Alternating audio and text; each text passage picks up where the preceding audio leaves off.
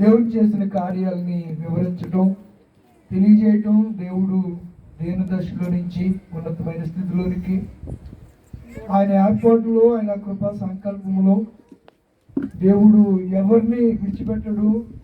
ఆయన నమ్ముకున్న వారిని, ఆయన ఎంతో నిజమైనటువంటి భక్తి విశ్వాసాలు కలిగి ఉన్నప్పుడు తప్పనిసరిగా తగిన కాలంలో దేవుడు ఇచ్చిస్తానని ఆయన చెప్పారు, వాగ్దానం ఇచ్చారు.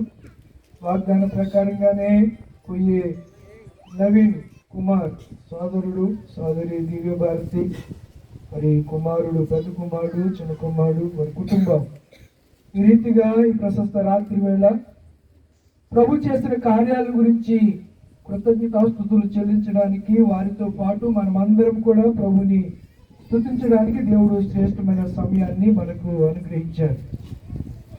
ఎవరైనా ఒకరు ప్రార్థన చేస్తే చిన్న వర్తమానం ఉందా, ఈలోపు మాస్టర్ గారు వస్తారు.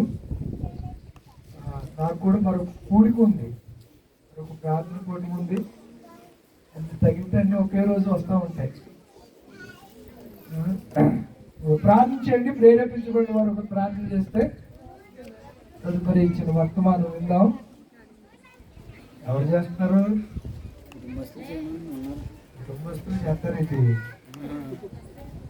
కుటుంబస్తుల కోసం మనం చెయ్యాలి.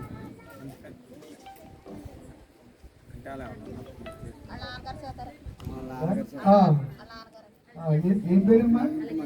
అలెగ్జాండర్ గారు. అలెగ్జాండర్ గారు రండి, ప్రార్థించండి గారు.